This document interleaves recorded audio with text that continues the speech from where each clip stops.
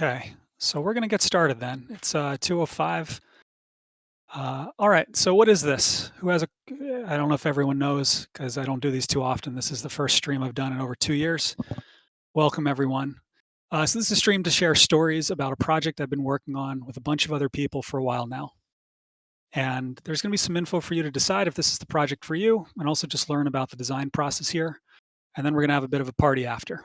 Should be a lot of fun. I'm going to cover a lot of content. I'm going to go pretty quickly through it, but all the content will be on the GitHub after.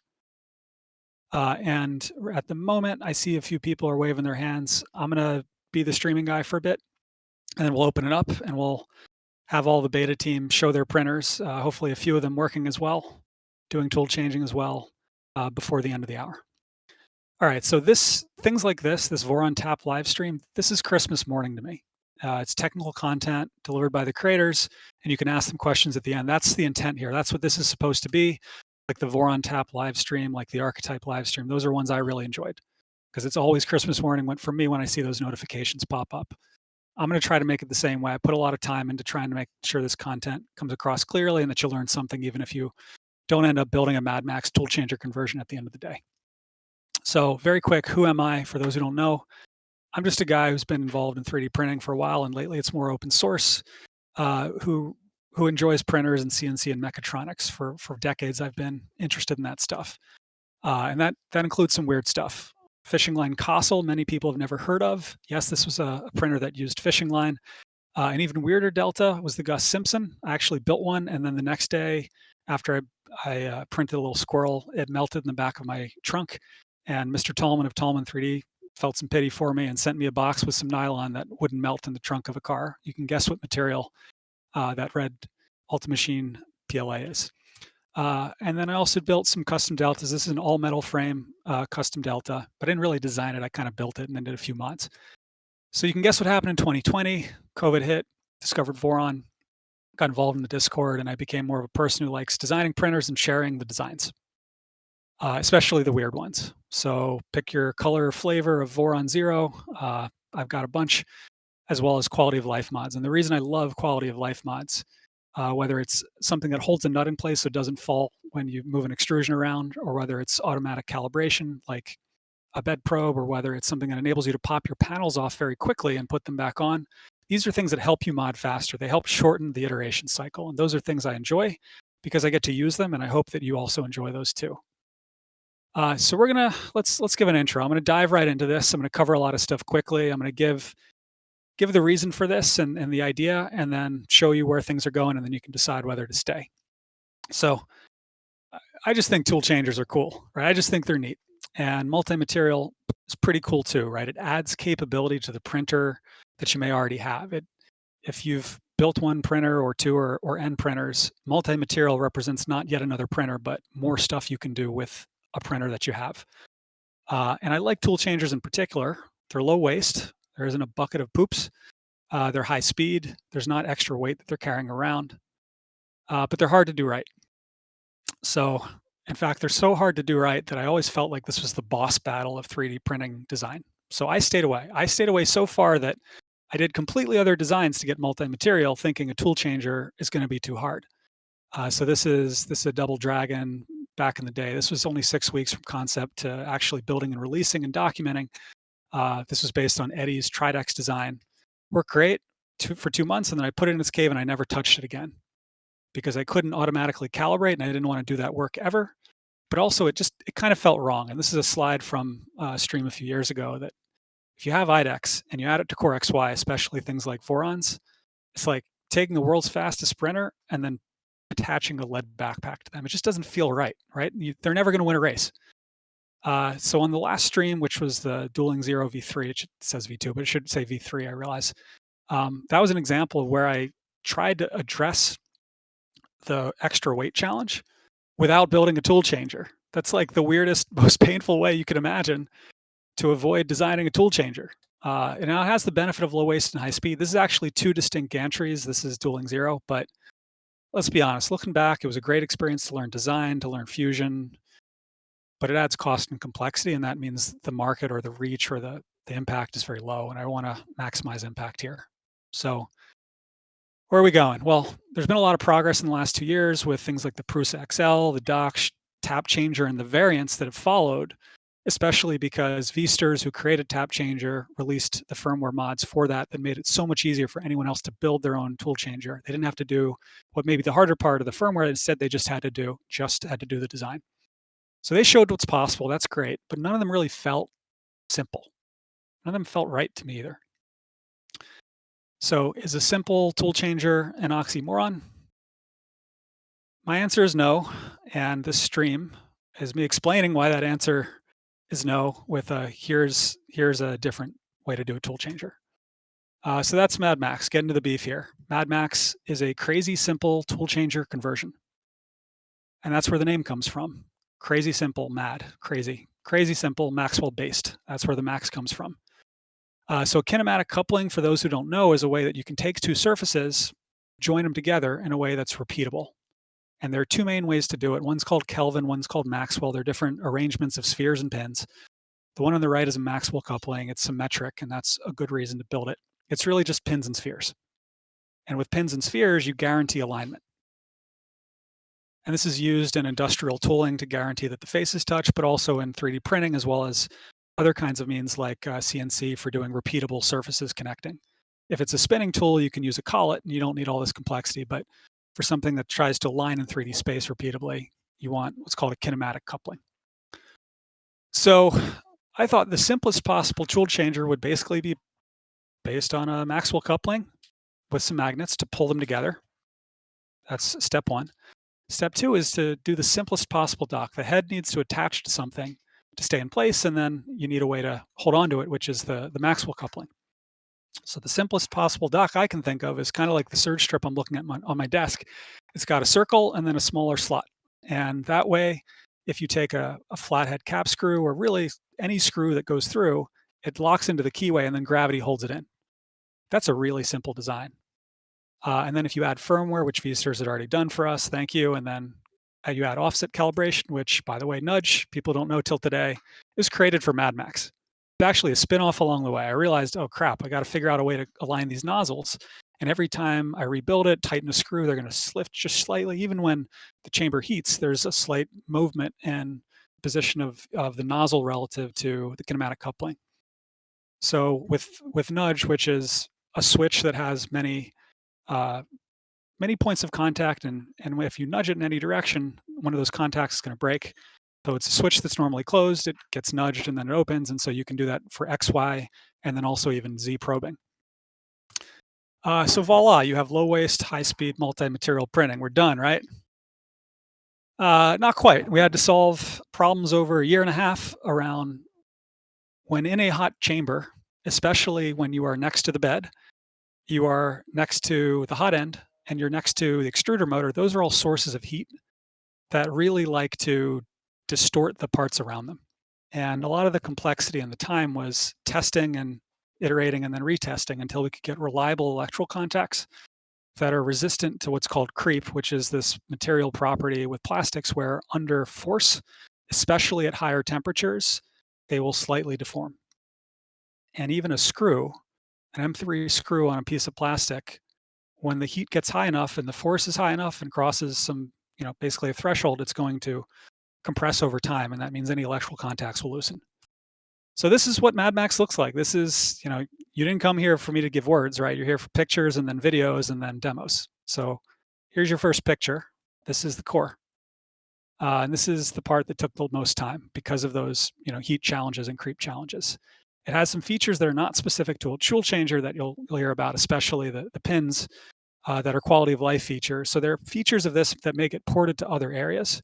In fact, those pins you can use on the Vampire Bat carriage as is. They're compatible. So it's what you see here, front and back view. I'll go into much more detail soon with some CAD. Here's the dock. It's a simple key slot and some magnets. These black things in the back, those are the magnets. That's it. You push your magnets in one part, and then as long as the head has some flathead cap screws sticking out a few millimeters, and they're aligned with the slots, as they get pulled in, they stay in place because of the magnets and the geometry that's retaining them. All right, and then this is arguably the most fun part, the speed clips. And these are clips that are repeatable and really fast. And I love these things to death. Okay, so the first thing always to show people when you have a GitHub repo is, yes, it's real. This isn't just renders. It's real, and a lot of people have built it. This is the first one. This is a, stand on brand. This is a modified Voron 0. Just barely big enough. In fact, the slab sides here are because a mini stealthchanger with a flat plate is too wide to actually allow Nudge to probe it. It's just a few millimeters too wide. So this tool head is called OmniBrick, and it's based on Kevin, aka Sam's OmniBurner. And when I call a tool head bricked, and you'll see some other examples of that soon, brick just means that we're putting a top tool head mount in the front as opposed to the back, which gives us an ability to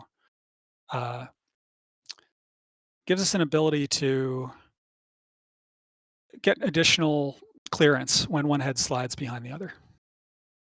All right. Someone said I'm yelling at everyone. I hope that's not the case. I did an audio check and haven't touched the knobs here. If anyone else feels like I'm yelling at you, let me know. If we get enough people, then I'll drop the gain. See, I can go lower if you need, or I can go higher if we need. All right. Thanks. I wonder who came from Steve's stream. Steve said he'd throw a note. I appreciate that. All right. Okay. So yeah, it's real. We got plenty of stuff to talk about here. You can see what the magnets look like with the retaining screws there. You've got a Maxwell coupling, got a mix of materials for it. I didn't mention this yet, but the white material in the top center there for the Maxwell coupling, that's a settle. We tried multiple materials, including metal, hardened steel, I should say, then Teflon or PTFE. It's a little too soft. It'll deform under the force of the magnets. These are N52 magnets, so they're about a pound. They're about a kilogram each if they're touching. These are a little bit apart, so they're less, but there are a whole bunch of them there. Okay. What's another piece you need for a good tool changer? You need auto offset calibration. This is what nudge looks like if you haven't seen one in motion. It moves around. First, it does the Z to figure out where it is, and then it tries to hit at the exact same height every time. And it's just a little, metal pin sticking up off the bed. And then it's a Maxwell coupling actually as well, on top of special screws that have continuous cylinders on their head. So not the ones that have a grip, a knurled edge like you're used to, special smooth screws. And then with button head cap screws, you get a sphere on 2 pins. And if that thing gets twisted in any direction, pops open a circuit. Prints beautifully, by the way. So this is printed on MadMax. And in my entire life, swear to God, I have never done one of those vernier calibration things that tries to show whether you're aligned, because that seems like work, and I don't like to do extra work. But I will do the work of building an automatic calibration system for it so I can avoid the manual work that feels wrong if you have to do it every time after you make a change. So yeah, this is a print that was done with no adjustments. It was 100% automatically calibrated, which I think is really impressive. By the way, you have to probe hot. You always should probe in the way that matches the actual environment when something's printing. And that difference can be 0.1 millimeters, and you can see it on the prints if you probe cold and use those settings. And R2PDX, who may be on the call, created some macros that at the beginning of every print, almost like QGL or ZTilt, can re-nudge and then go right into the print. So you can ensure that you're probing in the way that best reflects reality. I thought that was a cool anecdote. There's a bonus feature. This is one of the surprises. Built-in Maxwell probing. What is Maxwell probing? Well, you heard it here first. It's yet another abuse of Maxwell couplings. Don't tell the Maxwell coupling police what I'm doing to their beautiful couplings. But nudge is a twist on a Maxwell coupling, and Maxwell probing is a sliding motion on a Maxwell coupling. And the moment the circuit breaks and the circuit is formed from those screws and then a wire kind of in the back of the carriage, we detect the motion, kind of like tap, but with less total motion and without extra parts. It's just electrical contacts. You can get 000 probing. Am I claiming that it's as good as tap? No, but it's better in some ways. It's more stable and it's lighter. And so actually one good use case of MadMax and that core you saw earlier is to replace tap or boop with less weight and something that may perform better on input shaper. I'm going to say may because I'm weaseling out of it. We need a little bit more testing, but so far the input shaper results are pretty clean, and I'll show them. All right, yeah, forgot I just added that before. Those are the input shaper results. This is, 430. So this is over a year old. This was a very early version. It's gotten better since then.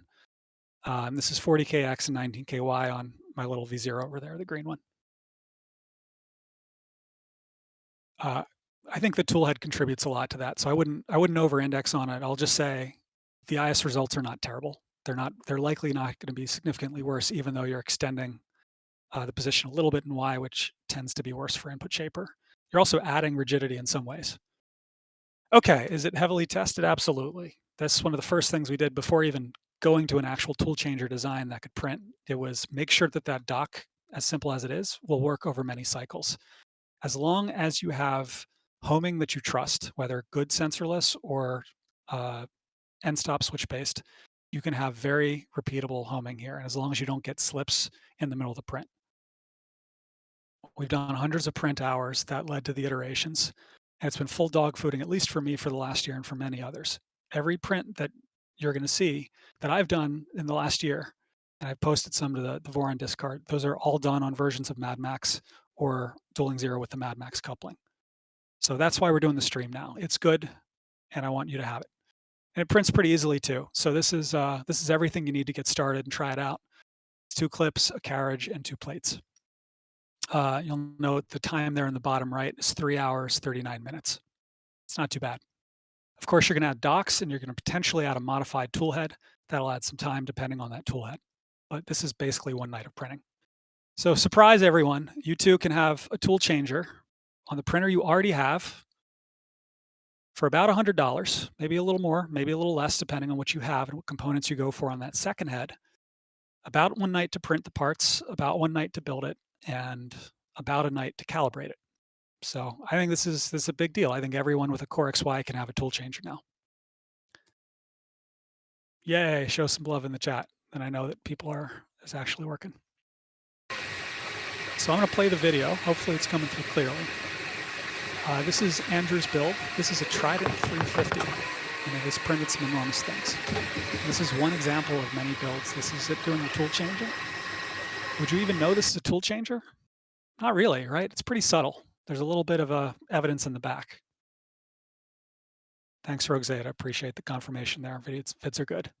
Okay, so we got a lot of builds. Another one is Yell's build. Here's a very clear picture of it.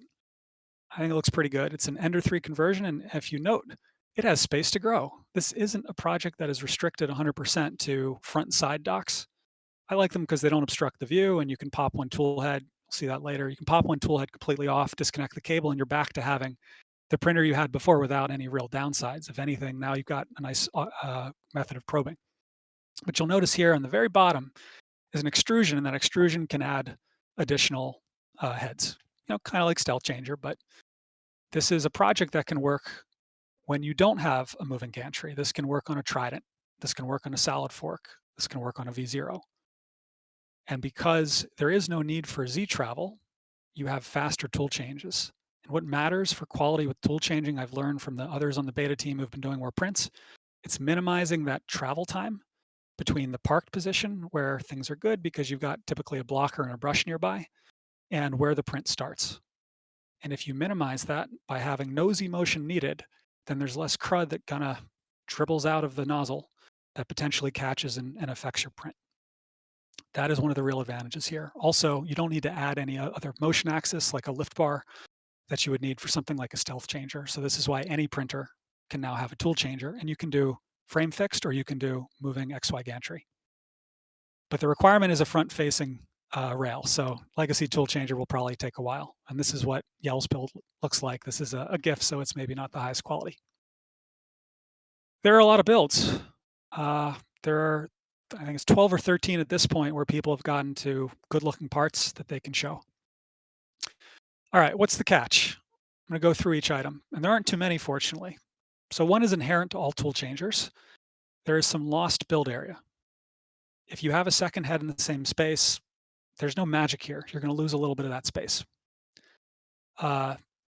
Second thing is there's no positive lock on the tool head. And I want to talk about this one just a little bit. So is that a feature or a bug? Well, it's a feature because it allows Maxwell probing. It's a feature because you can just grab the tool head and do what you need with it. You can scrape off your nozzle if there's crud that's accumulated. You can check if anything is loose. You can grab it and then disconnect your cable. You can do what you need with that head much more easily than if you had to reach around because it was fixed in place or do any kind of move it to a spot to do an unlock motion. Now, the risk people may say is, well, what if it detaches during a print? If there's no positive lock, right? That's the downside of not having a positive lock. It can come off while you're printing. That has not happened to me. There's only one time where I had something like that happen where a magnet escaped and it kind of got in the way of the tool changer, in the way of the Maxwell coupling. So it's still holding on. And that's solved with design so far. But the point I want to make is you need to check whether every dock succeeds anyway. So you need the sensor there. You need something that makes sure that you have a connected head. You just need to leave that on the whole time. And I'd actually argue it's potentially safer because if something happens, anything happens that causes that head to put high forces on the bed or anything else, maybe even the frame somehow, you may want that head to detach and then shut off. And Vister's Clipper tool changer code gives an option where if that connection is broken for any reason, the print will stop. And this is an important safety feature that I actually haven't had to use, fortunately. All right, not every printer is supported yet. No V2s yet, but it's entirely possible, whether frame or gantry mounted. You get the choice with MadMax. There's a bit of screw wear from probing, so 20 to 50, maybe 20 to 100 hours, depending on the ratio of how long every print is. As the screws slide around, there's a little bit of wear, and you can address it by adding grease. Maybe we can get special hardened screws from vendors. I don't know, but right now that's the thing that wears slightly, and when it happens, you'll know. It kind of goes downhill very quickly, and the fix is you get two new M3 by 8 millimeter buttonhead cap screws. That's a quarter's worth of pain. Unscrew, rescrew. It's just about a minute to fix that when it happens, and it's easier because you can grab the head, undo the screw, put it back on, and plop it right back on after re-adding the grease. That's it. And the last downside at the moment, we haven't seen builds beyond 2 heads. You saw Yale's build that shows how it's possible. Nothing preventing that, but I think the 80/20 solution that gets most people a new capability for a low price in a low amount of time, a very compelling midpoint towards the N head tool changer space, is 2 heads on the front. It doesn't obstruct the view, doesn't require large frame changes, doesn't require that many extra parts. Maybe you'll have to convert to CAN. I'd recommend something like that. But if you already have CAN for one tool head, it's not very hard to add it for the second. It's just a few extra electrical contacts in the middle. So this is me being, full honest about the status and the negatives. I think these are all minor. In fact, I think it's ready for you to try, knowing these very minor caveats. And that's why we're having the stream today. I want to get this out there, get people trying it, get more experiences, and get it better. The parts have been stable for months. The macros, at least for R2PDX, have been stable for long enough. It's all good enough to use, and it's going to get better with time, especially as more people try it out. So here's where we're going with the rest of the stream. For the next time up to about an hour, about the top of the hour, I'm going to continue to walk through the builds, and that'll help people understand what their options are, as well as I'll show off a few prints to prove that this thing's real and is working really well. I'm going to do a quick live screen share, possibly a live demo, depending on how time is going. We may push that to after. I want to kind of set a nice 1 hour point after which you can stay and hang out, or you can choose to leave if you've got the gist of that point. And so then we'll switch to QA and chill mode with the beta team. They'll all be invited to the stage. They'll show us what they've got. We've got one more things planned, time permitting. One of them is going to be with Vlad showing off a pretty cool thing I don't want to say anything more about. And we'll also be able to share stories and just answer your questions at this point and what you want to see. All right, so let's go through the builds quickly. So this is my first build. You've seen it, but it's a V0, right? It's not super practical. Think of this as more of a dev machine. It's more capability than I had before. I can print 2 materials, 2 colors, but the available area is relatively small. It's about 53 NY millimeters by about the full width, about 120. It's not super useful. You do lose a little bit of space, especially as you get to a smaller square. Rob built the V02. He had one, tried it out. You'll note that this is a dragon brick head. So Chirpy has the dragon burner. I'm sure everyone's heard of that. It uses 40 millimeter fans. Gives you a bit more cooling than a mini afterburner. And this doesn't show it, this picture, but he's bricked that as well. You'll see on other builds. Okay, so Andrew's build, I'm a fan. It's huge. It's super fast. It's got got a board I might show you after that just came out called Ouroboros. It's available for pre-order that has some really fast special closed loop motion. It also uses a different head. It uses a big boy Voron head, right? It uses the A4T, and before that it used Zoll. So Andrew designed a plate. It's a modification of the off-the-shelf on repo MadMax plate. The carriage doesn't have to be modified, but it does. In this case, it was modified to support beacon. And Andrew's not using Maxwell probing because he has a beacon, clearly visible there. But you can still use the Maxwell probing just to get a Z reference. And you saw that one in motion earlier anyway. Okay, so there's another one you might have already seen. This is Ambrosia's metal VT build. This has 2 dragon bricks. The square tool head is behind those little Voron logos there. And this shows an example of the docks. Oh yeah, by the way, Andrew's docks are quite different. These are, it's not a monolithic single piece. There's some kind of adjustment built in because you can vary the size of some of these parts. I like that it has alignment marks. And the cool thing here is it's using an unmodified A4T. So it's a plate that has the attachment for the docking in the back, rather than modifying the head itself, modifying the A4T to add the screws. So it means you don't have to reprint the tool head, which is a many-hour print. All right, so Telxoid was like, hey, I've got a Tridex. Would that make sense to change it up? And I was like, yeah. Yeah, it's half the weight, right? So you're going to have much faster Y moves. And then you can use those extra motors to move everything faster. And there's, it's called Y Assist or extended CoreXY kinematics. Recently, Clipper integrated a more flexible way of doing motion that involves more motors called generic Cartesian kinematics.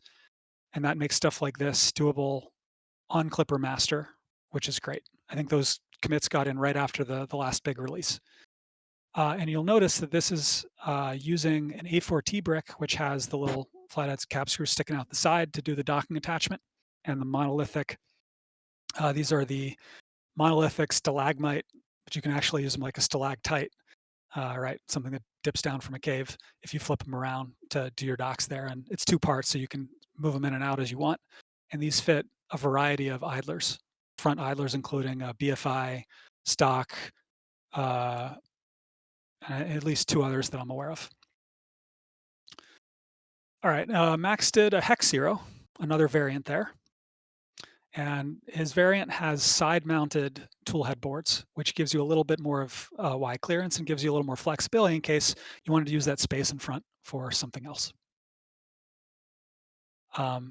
Rob liked his enough to build a trident, and this is showing the full dragon brick. Caza has a metal micron. Okay, cool. We've got a flying gantry now. Yeah, and because we've got heads that move with the gantry, we don't have to move the gantry every time up to some top rack. The downside is we lose a little bit of XY space. The benefit is that XY space is available at all Z heights, and we've improved our print quality and reduced our need for tuning. So Caza did the mods to a Yavoth to add the screws sticking out, flatten the edges on the sides, and then designed a dock mod to attach. Designing a dock mod is not particularly hard. There's a plate, and it has holes in the back for magnets, and it has key slots. So you just got to kind of find the right positioning and the right way to attach it. Yeah, losing space is more relevant the smaller your machine is. So, one way to get the space back is to just buy 1 step larger. Okay, so Yeri's salad fork, another conversion, and this has wraparound custom idlers for printers for Ant scale. So I think they might be usable with other smaller 1515 based machines. You'll note that a lot of these docks, they slide up and down on the front extrusion. That's really convenient, and that makes the physical alignment you have to do before you do any position alignment and software really easy to do. Just tighten the screws when the 2 match. When you see the screws coming into the holes and they seem about right. All right, Sam, another V0.2, but a little bit wider. I think there's some wood in the background, which is kind of interesting. And then R2PDX did both styles of dock. The one shown here is a gantry mounted dock, but R2PDX also did frame mounted. If you have an especially tall machine, that may make more sense. And especially if you have fast motion, 48 volts, or you've really done some optimization for the gantry side. But again, the less you have to move, the less travel time you have, the better that print quality will be out of the box, potentially to remove the need for a prime tower. And I know that that's possible. I'm not going to claim that that's easy for everyone, but I'll claim that it's definitely a lot easier than tip tuning and any tuning where you've got a longer delay between when that thing leaves its dock and when it starts printing. This is an older pick. I think he's added blockers and brushes since then. Man, it's a lot of builds, right? But I wanted to feature them all because people put in a lot of time and each one shows something different. And the fact that these are all completely different printers is part of the point. It's simple and it's simple to port and it's simple to build. So then Yell recently, these are some recent additions in the last month to the beta program. Yell did an Ender 3 to Trident conversion that has those additional spaces ready to go and back for 2 more heads and a rail in front to which another dock type sticks up. So I want to see an ecosystem of docks, and I've intentionally chosen not to make any docks official so that you can see what's out there in the market and pick the one that meets your needs. And this way people can own their junk and I can point you to them and not have to do too much management there. But pretty soon I'm going to get all of the docs onto the main GitHub in a typical user mods directory. I think that'll be the best way to do it. All right. So Vlad, this came in this morning. So many builds. I think this looks pretty cool. I love the bright green and the purple. This is another Trident. Honestly, I think this is the number one kind of deployment. A Trident with an A4T. It's strong. It's simple enough.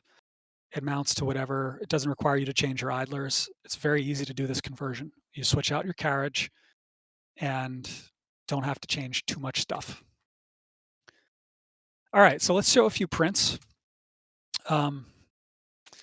This is what it looks like on the GitHub. Really, this is about enabling new capabilities in 3 ways relating to the prints themselves: colors, materials, and supports.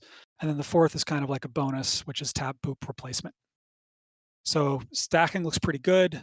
You can print really big things. This was printed on Andrew's big machine. If you know how big a StealthMax is, it's bigger than the printer I'm looking at. Multicolor, we got some great examples here from R2PDX, Rob, and Max for figurines, for benchies, and then some more multicolor examples. Here's a nice dramatic black and white picture. I like this because it shows how small that extra waste material can be. That's it. And that's from something that does a tool change every layer. I mean, that's why you get a Toolchanger instead of an MMU. And the diversity of Voron cubes I've seen is pretty impressive. I put these all in one slide, an hour ago, and I was like, wow, that's a lot. That's pretty cool. Okay, so multi-material is the other one. You can do flexible and rigid. I'm excited about trying that out. I've got some TPU. The bellows in the center is a great example of flexible and rigid as well, but with more motion. And you can imagine parts like a game controller would really benefit from having a mix of squishy and hard materials. It's by Rob, R2PDX, and Andrew. So yeah, people haven't just built the printers and done a cube. They're doing interesting things with them, which is a sign of the maturity here. I want to talk about this Magpie model. This is really cool because it shows off all those use cases in one. It's 2 colors, white and black, 2 materials. One of these is Petchy and one of these is PLA. And it's also showing supports so that that tail has to stick out. That tail needs a support to print cleanly. That's the worst case for supports. And you can use the other material with the other color to print a support. I love that use case for white and black models. All right, and this is kind of the little poker chip you might have seen at Rocky Mountain. I haven't formalized a logo, but I think it'll look a lot like this. It's the TIE fighters converging. Maybe we'll add the magnet to it. The TIE fighters is, of course, a reference to the Maxwell coupling. That's really what it looks like. All right, some options. We have quite a few here. So the core requirement is that you need a front-facing MGN9H linear rail. If you don't already have that because you have a V0, there's something called Vampire Bat that gives you a way around that. Just got to replace the XYs and then get a longer MGN9H rail. But most other Voron-like printers are going to have that front-facing rail as part of it. Sorry, legacy people, that's a larger mod for you to do. Now for belt configs, we have the regular printers for ants, which is 3 millimeters separation for 6 millimeter belts. For larger printers, you tend to have 4 millimeter, and for some more modern ones that are going really beefy, including some monolith gantries, 9 millimeter is getting more common with 4 millimeter separation. Those are all supported out of the box. Those are done with Fusion configurations. We got a bunch of toolhead choices. We've got these are 4 choices that are core only, but then they're toolhead choices that will mate to docks as well, right? So you can use it as a core only as a tap boot replacement if you want, or just to make it really convenient to work on that head. And then in terms of printers, you've seen them all so far. It's a list of, I think, 8. There was a Pandora's box conversion that was built but didn't quite get to extruders printing. It was like maybe that was going to be the next day sort of thing. As you can guess, if you have a front-facing gantry and you have accessible front verticals, you can deploy this and possibly without any mods. Okay, this is an example of a few of them. I'll show them after. I'll flip the screen down a bit, walk through things with my hands. I think it'll become a little more tangible that way. So I'm going to switch to a CAD screen share. I am not Discord expert, so I'll stop my share and I'm going to switch to a different window. That requires that the screen share button that disappeared find its way back to me and it's auto hidden. All right. So I'm going to share my Fusion window here. Let's see. Hope you can see it. If you can't, let me know. I'm not going to have any pop-ups, so we should be okay there. Yes, it is a timeline. All right. Yes, this is reasonably clean, grouped, and timelined. So this is the core, and this is my baby. So we've got our clips, we've got our carriage, and we've got our plate. And those plates are going to look a little different depending on the thickness needed to give space for the fans. For this plate, which is the smallest one, this is for mini stealthburner. This is a 12 millimeter in back for MGM 12. So the clips stick out a little bit from the edge of the carriage. What I can do, since this is all Fusion configurations, is I can switch to MGN 9H, and let's do that with drag and burner. So I'll change the orientation a little bit, and you'll see that both the plate and the carriage are going to change. And the shape's a little different too for the drag and burner, again, because we need that extra gap. And we've also got an angling of the exit for the fan air that matches the particular plate. Yeah, it's just like magic. And I don't know if you can see the configuration screen. Yeah, it pops up. Does it show within the window if there's an overlay? Does. Okay, that's news to me. I guess Discord fixed that.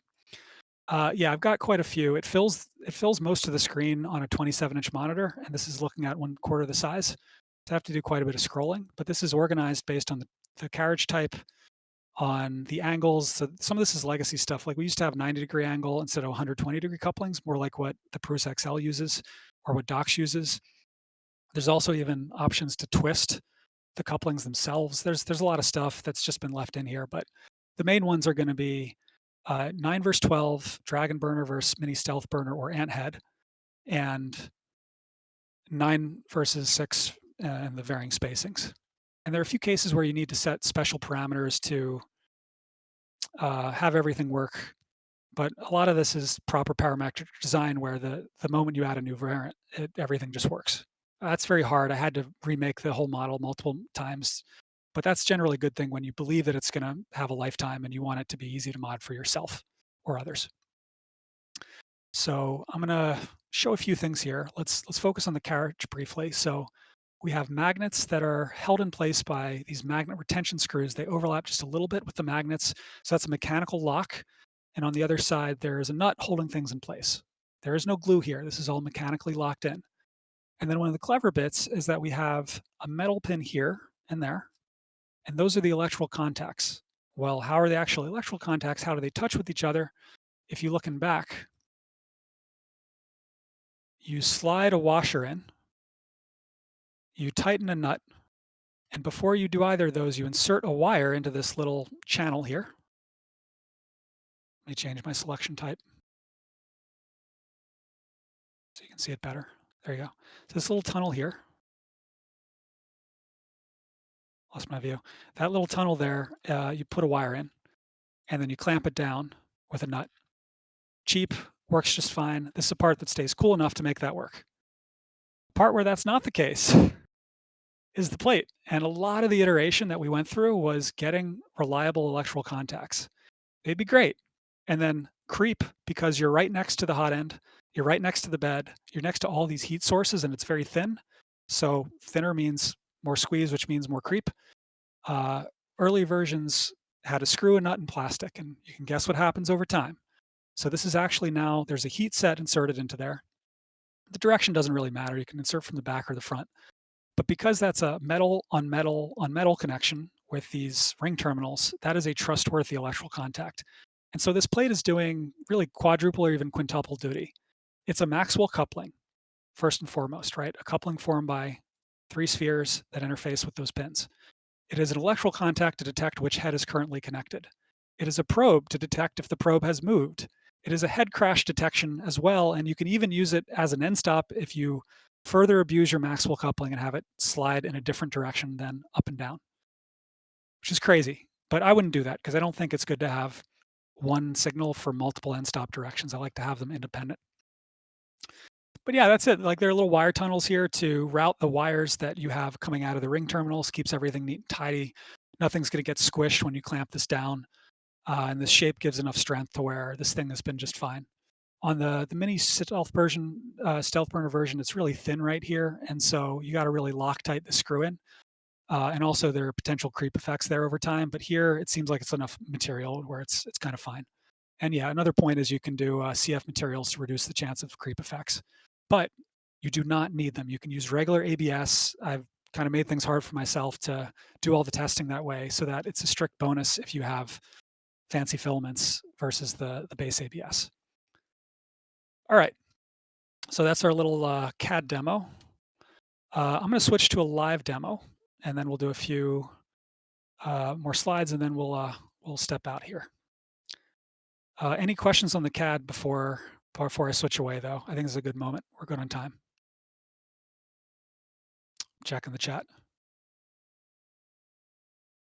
All right, no questions popping up again. We can go back to that after, no problem. All right, so I will switch my screen share back to.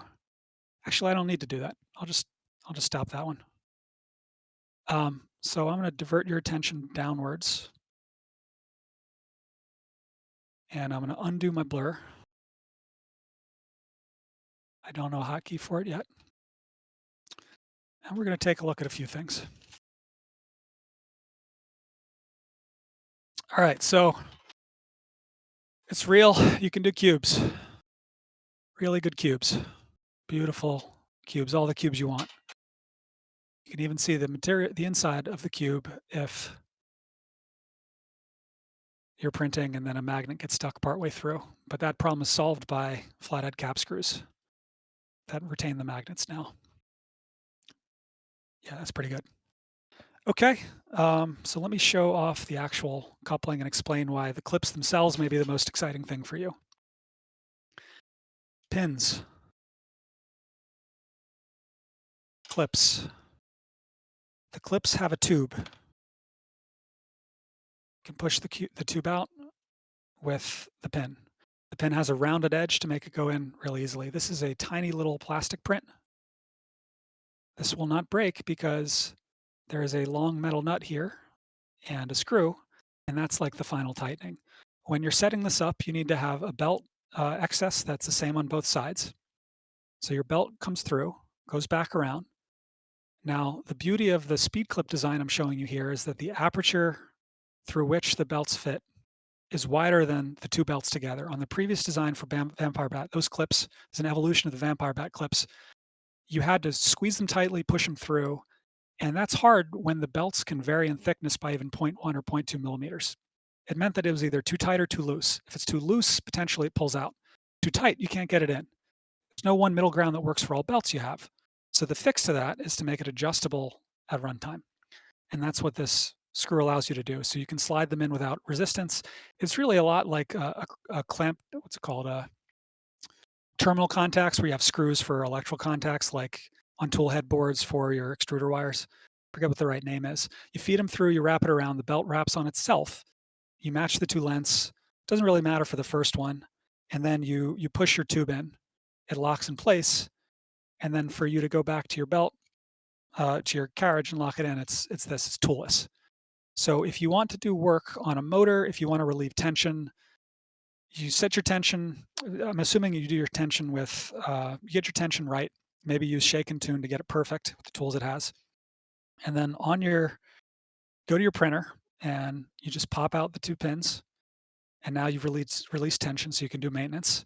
You can even just with 4 screws pop out this part if you need to do maintenance on it. And that was important to me because I know I was going to do a lot of iterations on this part. I think I've printed at least 15 of these. So these are speed clips. I love them.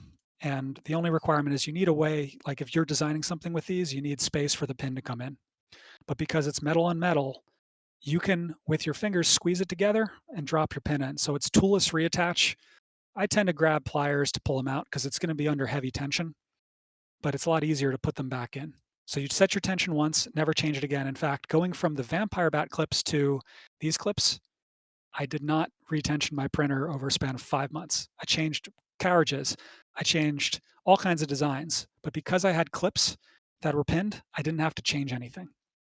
I only changed them when I wanted to upgrade to this new speed clip style. Okay, what I'll show you also is we've got the ring terminals, we've got that heat set there, and then this is what the wire routing looks like as it comes out. And I don't have the pins inserted in this one. Currently, we're using a settle. We used PTFE originally, and it was too soft, and then the settle is a nice balance of it's hard, but it's also slippery. And in fact, there's a magnet tester I might bust out and show later that measured the friction with little friction sleds of different materials, and the lowest friction but sufficiently resilient material was a settle.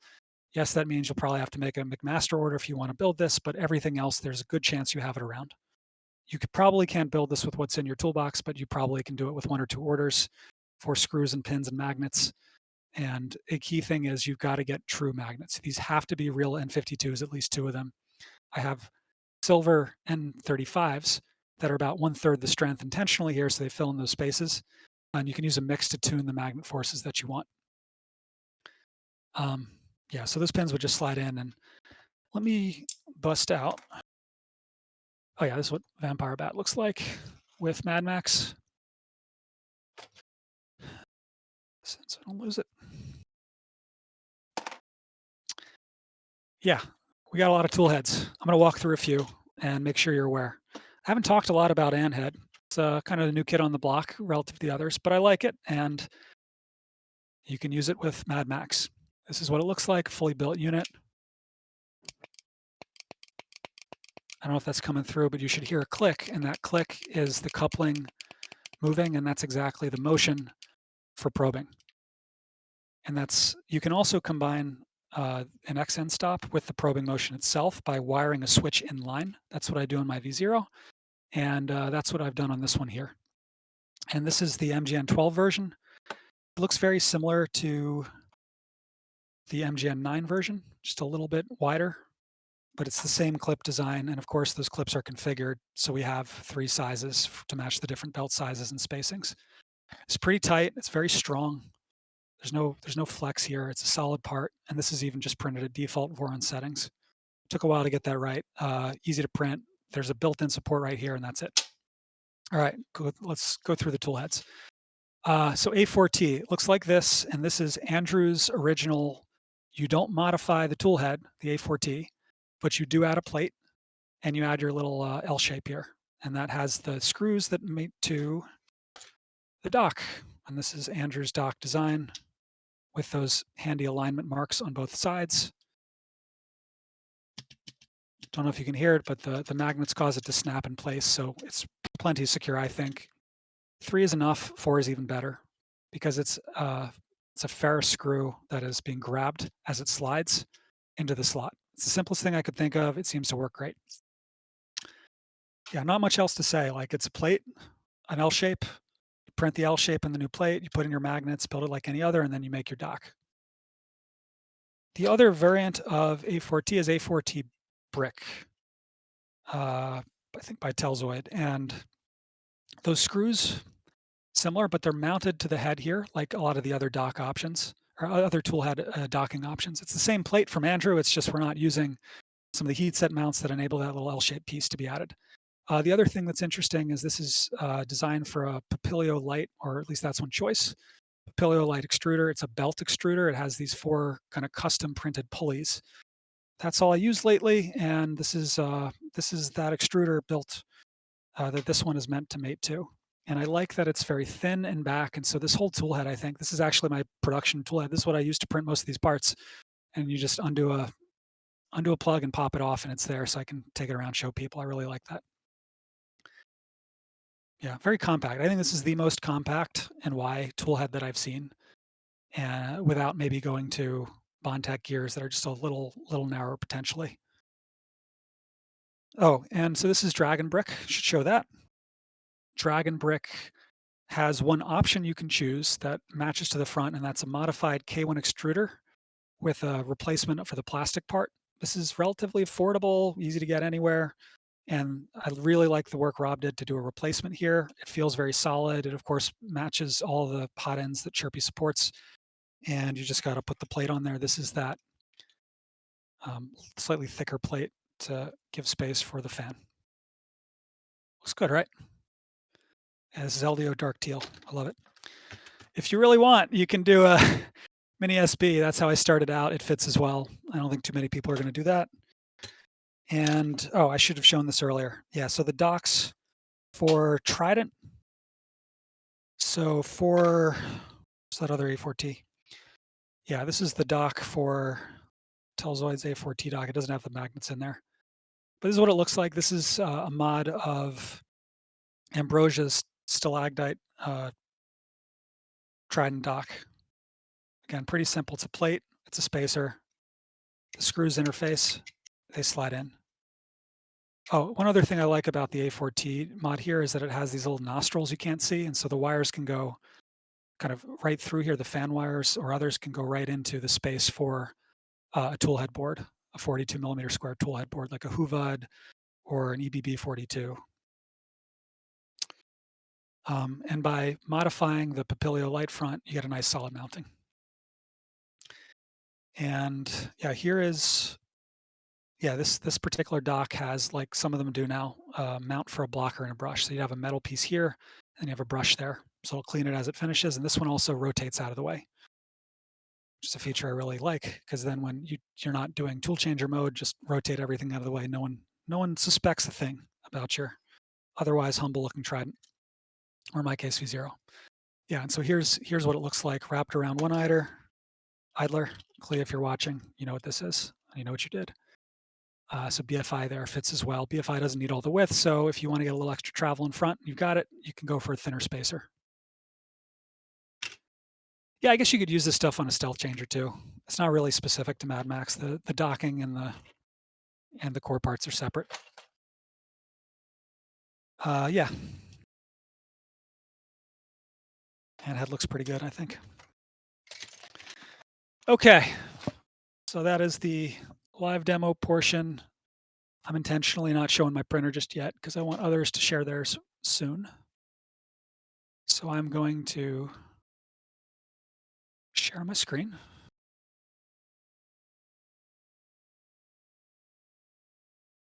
All right, we're back to PowerPoint.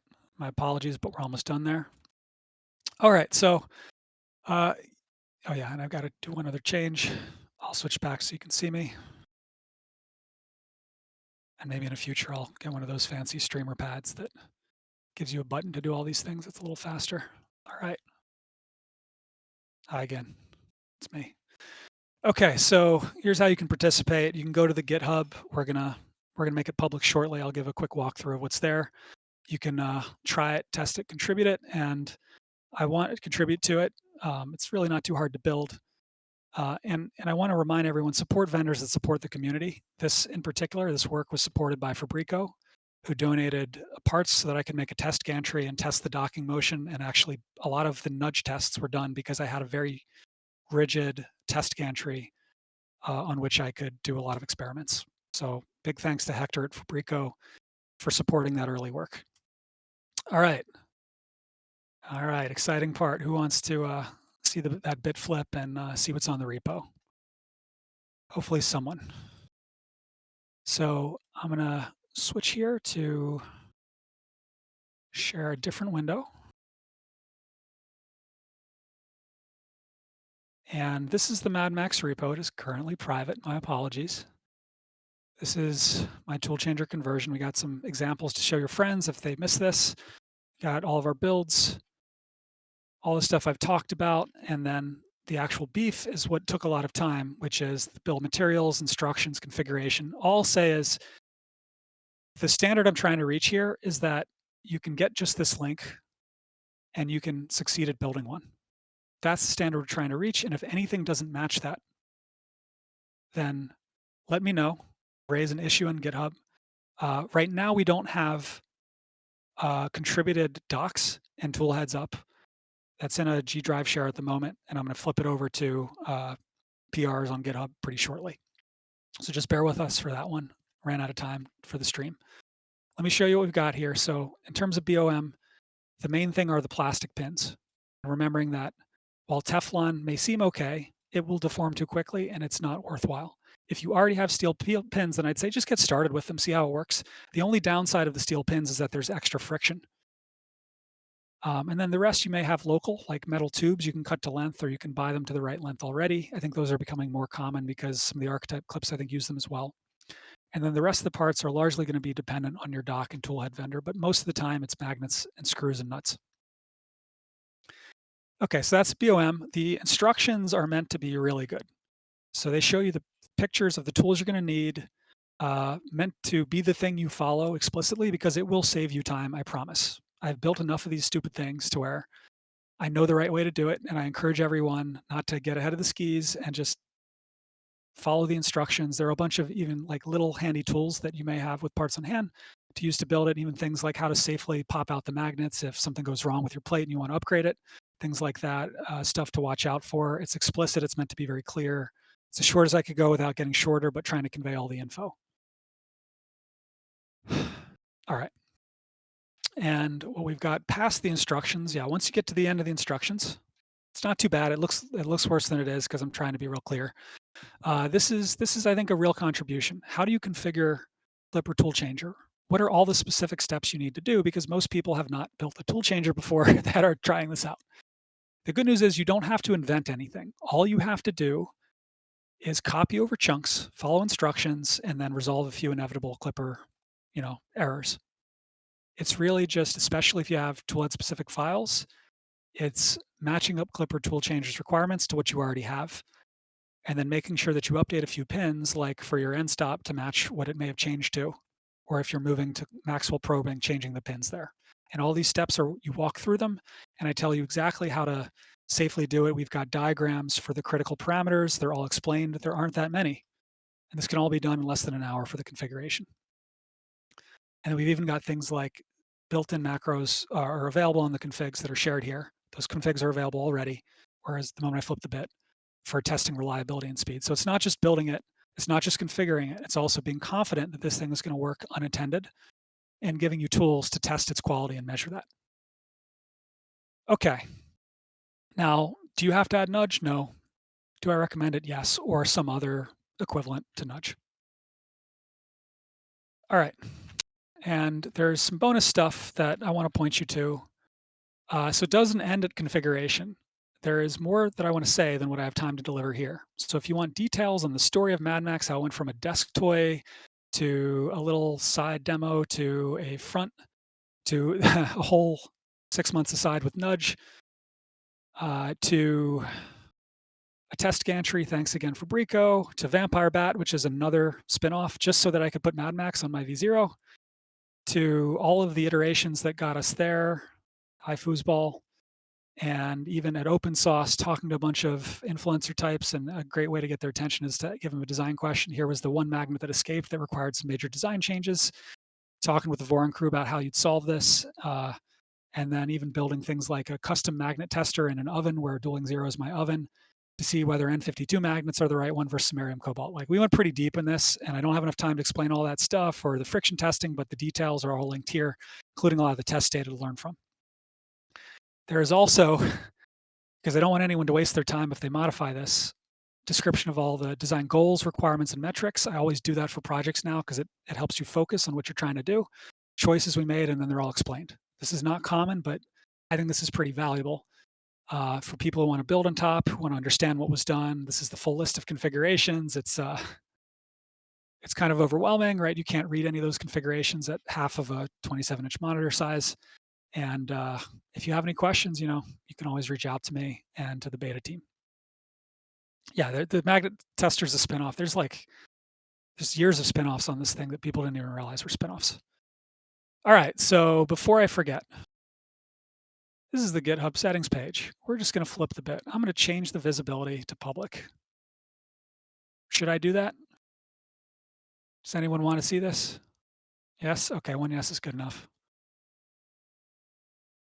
It will now be available to everyone after I type the yes, I intend to do rm-rf/. Okay. Okay, we have a public repo. Oh, thanks, GitHub. Moving it to a new, better home. It'll be back in a few minutes. I guess the public and private, the public stuff's probably moved to a CDN or similar to serve that content faster. So you saw it. I proved it. It's real in a minute or two. Right on cue. We're back. We've got a public repo now. Okay. So let me give the credits and we'll switch to QA. It is now public.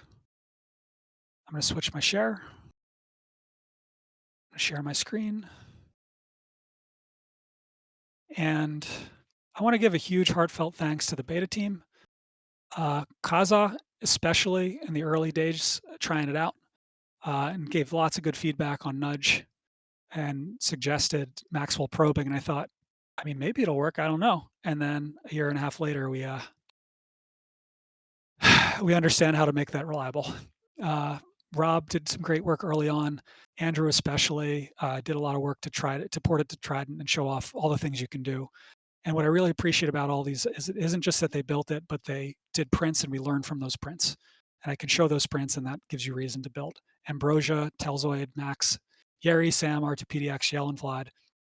These are all the people who got to a printer that prints multiple materials. And I really appreciate that work and you should appreciate that too. And that's why I'm going to be inviting them to the stage shortly to share their experiences and what they've learned. A bunch of others, Ankurv, hartk, clee, you know what you did, chirpy, and more for making this possible and giving encouragement. There are a lot of twists and turns on this path. It's taken a while, and I'm excited to see what people do with it. Even if you don't build a MadMax, you now know that building a toolchanger is not that bad. So if you have a variant, you can build on the configuration and the examples here to not just be motivated, but maybe to save some effort. And hopefully that is the ultimate contribution more than the specific instance. It's knowledge that this is doable. So we're gonna switch to the after show side. Beta members are gonna hang around. I'm gonna figure out how to invite them to stage. We're gonna do a Q&A as people bring up questions. I don't know the best way to organize this, but I'll see what's being asked there. I can't keep up as I talk, of course, and then we'll do some one more things that might be exciting after. So thanks everyone for attending. If you want to step away, feel free. Otherwise, you can see the real printers in action. So I think I would stay if I were you. So I'm going to stop my screen share. I'm going to look for some hands raised to request to speak. Hopefully we've got some people from the beta team that could stay that hour in the audience. Hey, Andrew, I'm going to click invite to speak. Hey, Telxoid, I'm going to click invite to speak. You're going to come up to the stage and you can show and say whatever you want at this point. You earn that right. Ambrosia, welcome to the stage. Awesome work. And anyone else who's around, show off what you got. While you're doing that, I'm going to set up my camera for my MadMax. See if we can see this.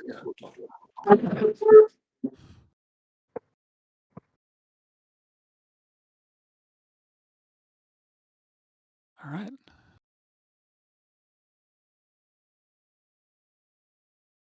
Hey, Andrew, I see you smiling, so it must not have gone too bad. Yeah, no, I got it working again. Yay.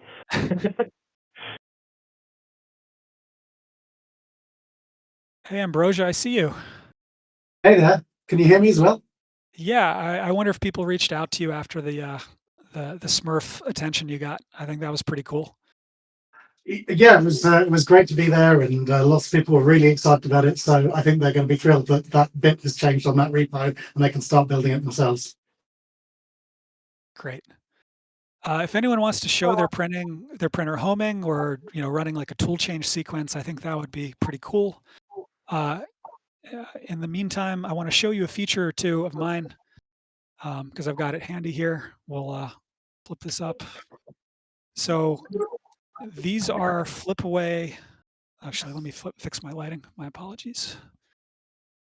There we go. So these are stealth docks. These are docks that rotate out of the way. So would you even know that's a tool changer? Probably not, right? This is pretty much most of the full bed V0 tool changer with the vampire bat. And check this out.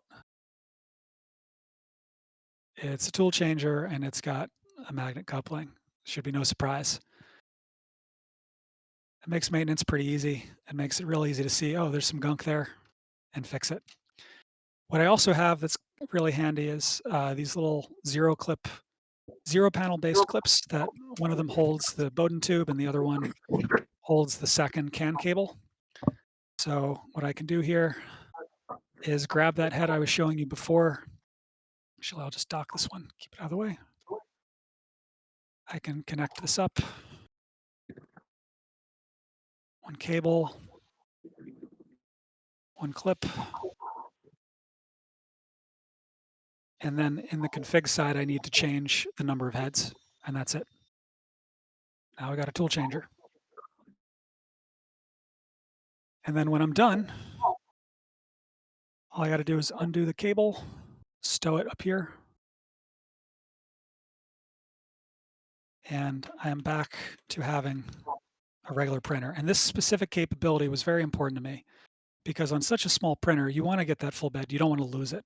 And I felt like anything which was rigidly mounted and couldn't be decoupled easily would create that challenge. So this is a single extruder printer when you want it. This is a tool changer, 2-head or more printer when you want it as well.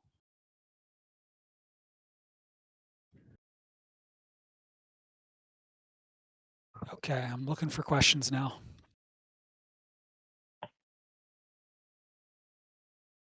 Let's see, Roger asked about Calico non-critical MCUs. I don't know how that works. I think you'd have to integrate that with Klipper Toolchanger. But Klipper Toolchanger doesn't like it when your second tool changer is the only one. You have to keep a config around. Actually, this is another point I want to make. So there's another way to use this, which is like an HA mode. So imagine this head here, it breaks, it fails, and I don't have the time to fix it. Well, I want to switch back to my other head. How do I do that? Well, I've got a config called toolchanger1 as primary. I just uncomment one line, recomment another line, and then it's back. I have to do that because Klipper Toolchanger doesn't have a quick way to have a single tool changer, which is not the basic one. A lot of these things are probably easy to fix, but no one's, done the code. Oh, hey, Vlad, I just saw your note. And running system changer too. All right, we got more people on the stage, more builders. Oh, we got one moving.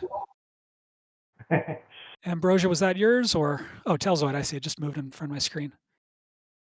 Yeah, anyone who's on the stage, feel free to unmute and talk about it. Say why someone should build one or why they shouldn't, what you learned, and your thoughts. I mean, it's a fun build, isn't it?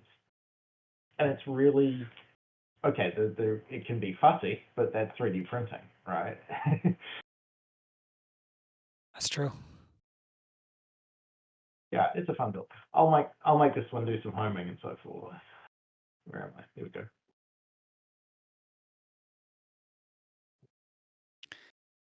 Yeah, the thing about it is it's just like surprisingly normal. And I know this is not specific to MadMax, right? You probably feel the same way if you have a stealth changer too, but I think this is one of those projects where it seems scarier than it is. And so what we've tried to do with the documentation here is make it so anyone who can build a Voron can build a multi-material capable Voron. And the gap from an existing printer, especially if you already have a CAN toolhead, if you can do that, that's actually harder compiling Clipper and understanding that, then I think the change is to add Clipper Toolchanger, move a few pins around, and understand provided macros that change the print start, so it's aware of whether you have 1 or 2 heads. On which note, Esoterical is an absolute hero. Esoterical's Canvas stuff really saved my bacon several times there. And I'd never built a printer with Canvas until I did this. There were lots of things, and I'd never really used Fusion before I did this project. I'd never been in any kind of beta program like this, but I was able to just about keep up, having failed to build a dueling zero previously, or failed to get it working. So, well, it's a work in progress, right? But I think this was something that was even within my capabilities. So yeah, Zrancho's done a great job in documenting it, but it's not like done. There's lots more stuff that you can do. Like you can start with what there is there, but like there's so many things that you can still explore and improve on, like all the macro stuff, right? I think we could do a lot of work on making a really slick configuration for this that is going to work out the box with probing every time we print and all that kind of stuff. That's like almost there, I think, but we probably still need to make some nice nudge mounts to integrate that and get all that bit working. So there's still plenty of scope for experimentation, I think. Yeah, that's a great place to talk about a topic I didn't talk about as much. It's covered on the repo and in the FAQ especially. So there are little changes to match to your machine that I think the moment one person does it, then you can recognize what it is instead of creating it from scratch. It isn't just the docks, it's also potentially moving the bed, shifting it forward or backward. And the reason that we want to shift that bed is that typically, like for V0, right, there's no over travel. So that's the worst case because your nozzle is going to be one of the 2 nozzles. If there's no over travel, will be melting your bed. So you need to shift the bed slightly so it has a little bit of clearance, just about 5 or 6 millimeters. So on my Tri-Zero, all I did is instead of having little front mounts that slide the bed into its normal position, I just shifted it backwards using the bed frame screws. So I didn't have to make any parts. I just had to remove parts actually to shift the bed back. For others, it may not be quite as easy. Andrew, what did you do for the bed shift on yours? Did you need that or did you have enough over travel? I had enough over travel to make it work, but I wanted a bit more, so I modded the bed support brackets that connect the lead screw follower to the bed. Yeah, I might just do a couple of tool changes with my mic on because this printer's motors are so quiet you can hear what the dock is doing. So just click up tool and switch.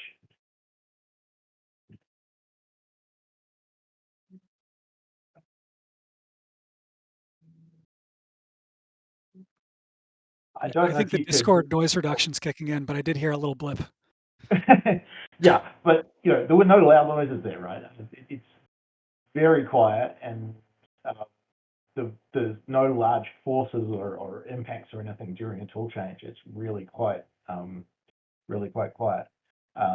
Yeah, this print is so quiet, by the way, because those aren't steppers; they're servos.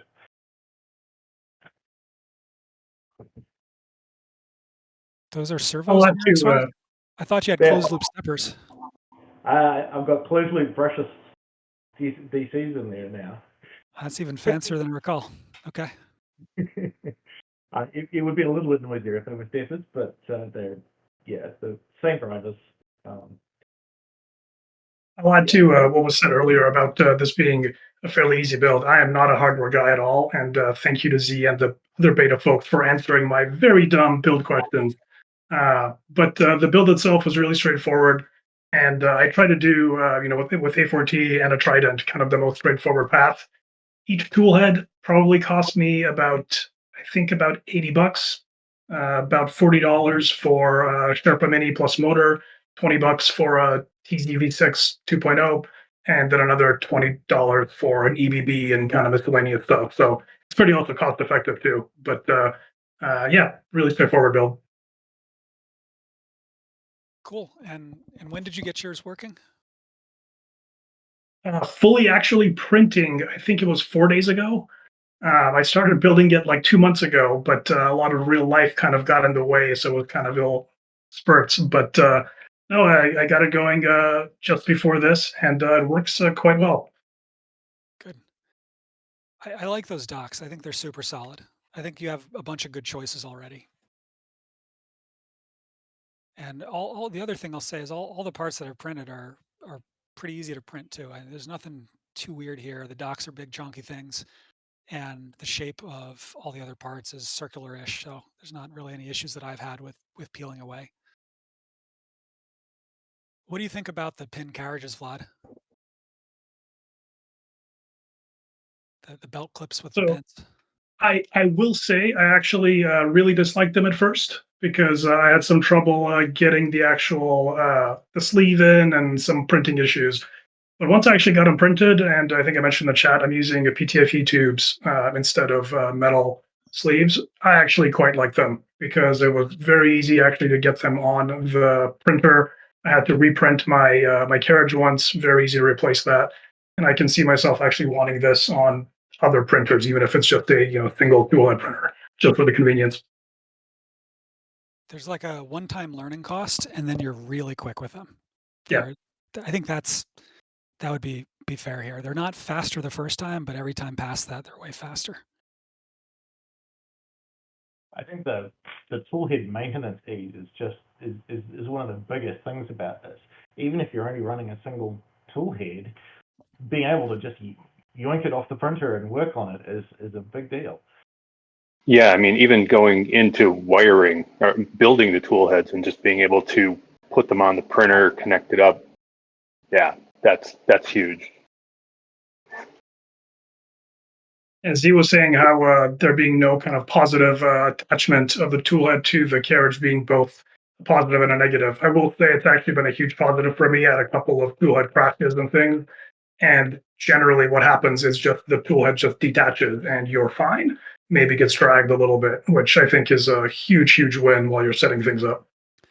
So Vlad, it sounds like you haven't enabled tool crash detection in Clipper Toolchanger, which I have not. print. And the reason is, so I'm actually running Calico on this printer. So I've had to do a bunch of work to make Clipper Toolchanger work with that. I'm going to be posting that up on GitHub at some point. But one of the things that is not working yet is actually the crash detection pieces yet. Got it. Yeah, that sounds like it's close then. Yeah, I hope projects like this, like I think if it's easier for people to get the physical side, we're going to have more software developers that jump in and contribute macros and little clipper tweaks here and there. And that's exactly the kind of thing that I want to switch to doing in the future. Yeah, mechanical side is fun. I love CAD. It's like my happy place, and it's like playing Tetris for me. It's solving a puzzle and you get into flow state. But I also like a lot of the software side as well. And I think the value is really clear. And I've appreciated having people on the beta team. R2, Andrew, and others, and Vlad, you, all the others who are looking at the macros, suggesting changes, because there are a lot of ways to do homing that may work better for this. Add flexibility, that it helps to have some good macro authors in Clipper. Yeah, and just the variety that you were able to support on this, different style tool heads, the printers for ants, the big full size stuff, A4T, and Zal with what Andrew put together. I think there's a lot out of the gate that people can put together right now and start contributing, start putting together and having more MadMax out into the world. Yeah, so let's talk about what's missing. What's missing is a V2 port, but I don't think it's too bad. It's just no one's stepped up to do it. What's also missing is stealthburner as a target. The reason for not focusing on it is a technical one, actually. It's not an opinion-based kind of thing. It's really that the downside is of a magnetic Maxwell coupling, where magnets hold up the head, is that the heavier your head gets, the more it wants to do this. And if you have to increase the force to hold up the head, then you're also increasing the friction when it Maxwell probes. You're also getting closer to the point where the gantry can't pull away with enough force to keep the head up and very stable. So this is not a design that scales well, in the sense that as your head gets heavier, the trade-offs are less desirable. However, if you have beacon, you don't care, so that's fine. Or some other probe method like Revo PZ is another example. Anything that integrates the probing without requiring the Maxwell side. You can also you can even use something like clicky on this. Like there's really nothing preventing it. And you only need one of the heads to be capable of doing bed probing, because the other ones align to that first head with nudge or whatever automatic offset alignment tool you use. Archetype isn't supported either, but it's very integrated with the carriage, so I don't know how much work that would require. And part of the point of Archetype is supporting really, really fast motion. So I don't know that a Toolchanger is really compatible with that anyway. I will mention that I believe Monolith should be fully supported, and it's kind of an interesting way, right? So this is our belt clip, and there's a little bit of extra that is on the side that would be facing the front of the printer. Now, you could instead have the excess on the back side, and that would match what Monolith does, which is that it has a one belt offset for the belt positioning. And I think that will be a good fit for this because that will retain the motion in X and Y and give you the ability to actually speed up those tool changes. What Monolith seems really good at is by adding double shear, by shortening the belt paths, and by flipping the rails to be facing inward to reduce the belt path as well, and supporting all-wheel drive. It gives you a bunch of ways, and 9mm belts as well. All our carriages should support Monolith out of the box, and that seems like a good way to reduce the dwell time. You want to minimize dwell time with the Toolchanger. You're going to get better print quality potentially without a prime tower. I have one I want to play with, but I wanted to wait until after the stream was, done and dusted, and everyone was fully enabled to build their own Max first. All right, any questions? Throw them here. I'm doing my best to keep up with what's happening. Is Revo PZ viable? No one here has tried it. I don't see any reason why not. I actually didn't show it, but the story shows Poke. Poke is a flexure-based hot end probe that fits in the size of a V0 hot end mount. So a very, very small thing. And for a while it worked for me actually. For 5 to 10 hours it was great. And then I experienced heat creep problems where an electrical contact would get sloppy because if you tighten a set screw in plastic and it's under pressure, it wants to loosen. So I think Revo PZ would probably work just fine. I don't see any reason not. Now, as long as your probing is not super high force, you'll be okay. And I think that's a low force probe, right? Pressing the tip of an end stop switch like clicky, or beacon is a 0 force probe, or beacon contact, or an 80XL. There's accelerometer probing now. There are a whole bunch of ways to do probing that are low force. Maximal probing is high force. So it can dent your bed if it's at heat over time and something catches. And it's also, but it's not that different from the force that you get with tap or boop. Both of those have about 800 grams of force. Ours have been between 600 and 1200 grams. Yeah, Beacon and Carto should be good on Andrew's carriage. We'd have to mod for Dragon Burner, Dragon Brick, and Head. I haven't done that myself, but this is a great opportunity to contribute, try it out. That shouldn't be so bad. If you have the CAD skills to add Beacon to an existing mount based on one that someone already did, or it may be just the case that Andrew's mount, which is a carriage change and a plate, you may just be able to change the carriage, I think. Maybe Andrew can speak to that. Yeah, that carriage will work with a beacon or a carto. This printer behind me is using cartographer entirely for probing. Okay. Touch works, but actually non-touch mode is more reliable for reasons I haven't entirely debugged yet. But what tends to happen if you use cartographer touch is I think my Maxwell has developed a little bit too much friction, and the tool head ends up, you end up with a bit of Z inconsistency because the touch pushes the tool head up and it doesn't drop all the way back down again. In any case, with that, if you don't do that, dock changes are extremely repeatable, and so if you use non-contact probing, it'll work out fine.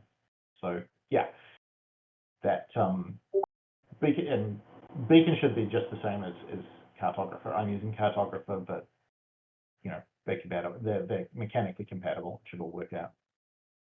Good. Yeah, thanks, Andrew, there. And that brings up another point. So I actually ran mine on sensorless for a while. You can do it. Just make sure you absolutely trust that.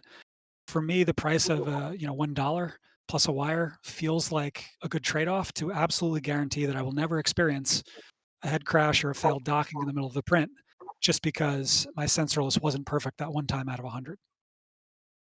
So I'd recommend you use an end stop for your homing for that reason. It just doesn't seem worth it to have that possibility. If you do not have a tool changer, none of that matters. it's fine if it's 0.5 millimeter off in any direction for any print start. But at the moment you have a tool changer, you have to align the 0 point to the docks. For the heads to each other, doesn't really matter because you've got something like nudge typically that'll measure those offsets. And R2, I saw your hand raised. I added you to the stage. Hopefully you can say hello or show us something. I don't know what your video or audio availability is at the moment, though. Can't get your camera to work. Okay. Hopefully you can. I hear you now. Yes.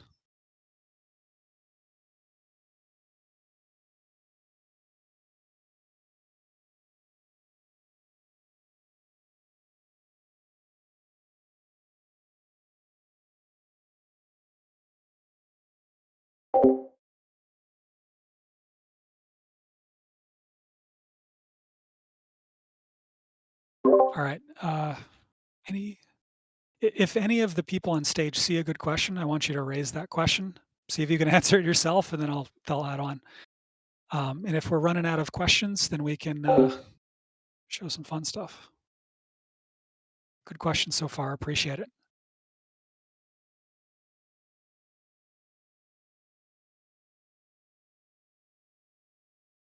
Vlad, do you want to show something? Are we talking one more thing, show something, or We're talking? Does someone want to see one more thing? I think it's yeah, let's do one more thing. I'm excited to see something. This is pretty exciting. I'm very excited to So see. for those of you that don't know, I'm the author of Eddy NG, which is an eddy current firmware addition for Clipper that kind of replaces the built-in eddy current support for BTT Eddy. Also supports cartographer and the mellow fly boards, and really kind of anything with an LDC sensor in it that adds touch and tap. But when you're really good with a hammer, and I got to know kind of the eddy current probes fairly well, you start to look for nails. And one of the nails that I found in this project was the XY alignment. And so my thought process was, well, the eddy current probes, they're good at detecting the distance to metal. And it turns out that nozzles are metal. So I wonder if we can use those probes to basically just detect when the nozzle is the closest to the sensor, and then use that for XY alignment. Like, I don't know how accurate that's going to be. I don't know if that'll work, but let's do it. And in some ways, actually building this printer was all towards getting to be able to answer that question. So some of you might have noticed in my stream that I've been kind of idly docking and undocking this one toolhead. There's a cartographer kind of sitting in the corner there. And I'm using cartographer because I can replace the firmware on it kind of with my own, but I also have a BTT Eddy attached down below that I'm testing as well. But what you can do is you can just do a scan that looks like this. And what this does is basically just waves the nozzle over the sensor a couple of times. And it just looks for the highest kind of peak in the sensor values. And it does some math to kind of figure out what the likely XY is with the noise and all of that. Not that impressive to look at visually because, it's just some kind of waving back and forth.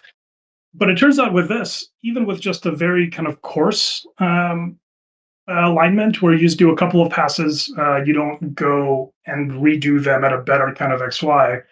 I started getting about 25 to 30 micron accuracy on XY alignment, which I've been very happy with because that's actually better than I expected. And I think it's definitely kind of good enough for the use case.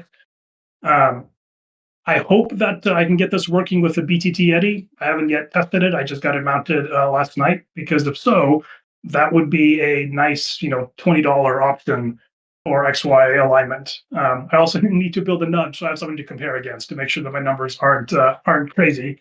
But I did actually print. Let me actually put this on here, see if it'll come through. So I don't know if you can see that, but that's one of these kind of alignment things. And it's pretty good. Like, it's maybe slightly off, but I think it's definitely within that 20, 30 micron kind of range. So that's the one more thing. There's now kind of open source eddy current XY alignment that at least works with cartographer hardware. It should work with Mellow Fly hardware for sure if you want to donate kind of a tool board to this. And I hope it's going to work with BTT Yeti hardware as well. You need to mount a sensor kind of facing up. So you can kind of see where mine is over here. So you need some room at the edge of the bed. But with that, you can actually get pretty good XY alignment. So yeah, so that's my one more thing. That is very cool. That is new to me. I've never heard of that or seen it until you were playing around with it the other day and showing the curve as the scan occurs. You said it's open source. Are you able to drop in a link? It's going to be in the EddieNG repo. I'll drop a link to that. It actually already is in there in a branch, but I need to do a little bit of cleanup. So in the next couple of days, there'll be some cleanup, and I'll post it actually in the DoomCube MadMax channel for those that are interested. There's a question in there about if it works with different types of nozzles. I'm using a brass nozzle right now. It's a good question. It needs to be tested with a bunch of different nozzles. Obviously, eddy current probing depends on a response from metal. So we'll see. Yeah, tungsten carbide definitely might not work. But for a lot of the common nozzle types, it should, fingers crossed, work fine. Great, and I'll second that. 3 microns is, I think, entirely usable. Or you said 30 microns? 30, yeah, not quite 3. 30, 0.03 millimeters. Yeah, I think that's entirely usable. I think that's right at the edge of what people would be able to see. And there are other applications like supports where you're going to have a gap anyway. So it's just great. And the benefit that your approach has over anything that is physical in nature is that you don't have to worry about plastic creep. You don't have to worry about the problem with nudge. It's great the first time, but if it's in an enclosed chamber, those creep effects hit. And so occasionally you have to tighten the screws. You also have to source the special cylindrical screws. I'm looking at maybe in the future doing a PCB nudge. I think that would address all the issues I've seen where it can be right next to hot bed and not have to worry. But I really like having a second option there at that quality. It's just really impressive, and I wanted to make sure that got proper due here. It's hot off the press. Yeah, I don't keep my nudge in the chamber for exactly that reason. That's another solution. You use the mount, put it in when you need. Detachable and lives over there, and there's a little. Just plug it into the cable when I need to use it. Yeah, I think if you calibrate hot once, as long as you don't have any major head crashes, you don't have any big changes, I think it'll probably retain pretty well from what I hear. Has that been your case, Andrew? Yeah, pretty much. Yeah, if you don't damage the plate screws that form one side of the Maxwell coupling, and keep it reasonably well lubricated, just a tiny amount of grease will do it, then yeah, it's reliable as anything. And because of the servos, not because of MadMax at all, but because of the servos and testing those, I've had many head crashes, and usually it's just fine afterwards if you don't actually physically break the tool head. Let's talk briefly, Andrew, about why you have weird servos, because I think the audience for a stream like this would appreciate that pointer. And there's something I want to show. This is one of the items in a box. So this is an Ouroboros, and this is a driver that uses field-oriented control. And maybe you can speak a bit about what that is and why it's interesting and why it isn't like the TMC 2209s that we're all used to, driving steppers with a chopper drive. Right. So the Ouroboros and the OpenFF board drivers that I'm using use a chip called the TMC 4671, which is a model number that most people won't have heard. And what it is, it's a closed loop field-oriented control motor driver. And it'll work with anything from a brushed DC motor, single phase, a stepper, a 3-phase stepper, which I bet most people didn't know even existed, or a brushless DC motor, 3-phase. And effectively it turns whatever motor you've got into a servo. You need to have an encoder these motors have built-in encoders on the back of them. If I grab an encoder motor, Yeah, I got one handy. I'm gonna pull forward while you're talking. There we go. So that one's dead, but you see that this is pretty much the classic LDO 2504 motor with an optical encoder bolted to the back of it.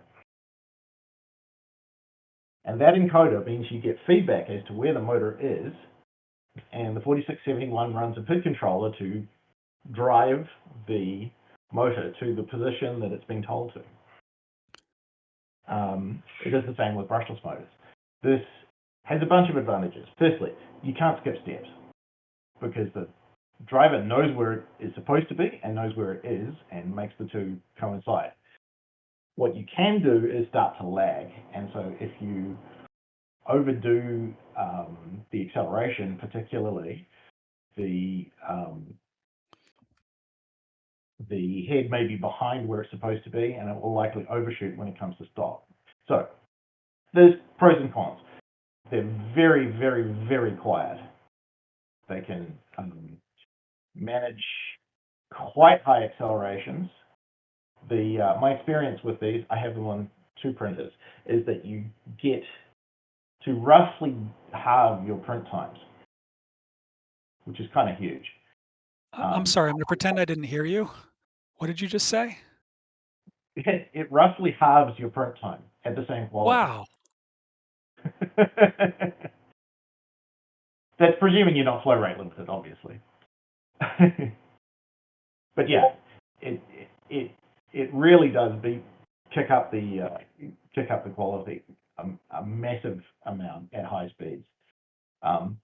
It's not going to win any speed benchy competitions though.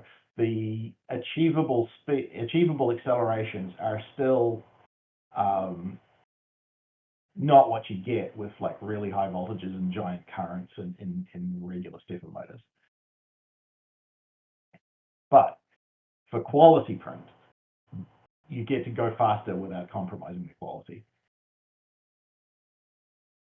Yeah, I'm just excited about these things because not just faster motion, but to know that you're never going to skip steps, or if you do skip a step, it can correct. So I've got some motors, I haven't tried them out yet. These are kind of like what Andrew described. It's a stepper, this is a regular 2504, and it's got an encoder on the back. So you have a few more cables. It's not the usual 4, it's 4 plus the encoder cables, and then a board that supports it, which currently isn't that cheap. This one is designed to handle much higher currents. But the notion that I could get something quieter and smoother and especially better quality too, because it acts almost like a stiffer belt in a sense, because it's actively correcting when it's stretching the other way to correct for ringing. That was the mind-blowing moment for me learning about that. Yeah. It's entirely possible with these drivers to run reasonable speeds with input shaping off and still not see any ringing. Yeah, so I wrote the 4671 driver for Clipper. That's public now. I'll drop a link in the chat. Thanks. I think as the support becomes more affordable with more choices, especially from Chinese-made boards in the next year or two, is my guess, I think it's going to become really approachable, and I think more people are going to adopt them if they want to get the fastest speeds. Yeah. Do you think that'll happen? I think it's happening already. Yeah, you've done the hard work of putting it in Clipper. And I'm also excited to have to deal with the calibration, but to get to learn what that's like with a loop for the motor to get it really dialed in and very quiet and fast. Yeah, it's not all that difficult. It turns out they're quite forgiving in a lot of ways. Debugging that code though, that was not forgiving. That 3 tool heads across the room broke several. That belt even. Yeah, I've not had a failure where things are thrown across the room yet, fortunately. You did have an interesting MadMax failure. You drove the dock to failure with the plastic eventually wore from all the changes, which I thought was an interesting one. It's a cheap fix, but I have worn out docks. My dock design required some tweaking because of that. Here's a dock that really suffered from from just getting hit too hard. But that's yeah, I mean, docks are a weird point.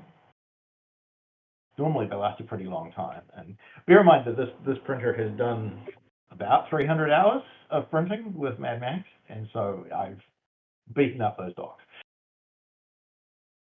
Great. Yeah, I think yours is kind of the farthest along in terms of print hours and getting value out of it. Yeah. All right, R2, you're on video. We've seen you for a while. If you want to switch to audio and say hello and maybe talk about yours, that would be great.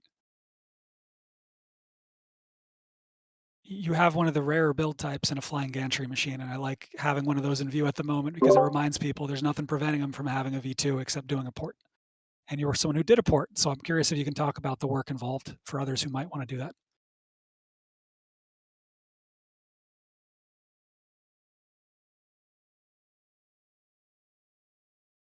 If you're there, R2, and hearing me. Yeah, if you're talking, we can't hear you. I see the mute toggling, but I can't hear you.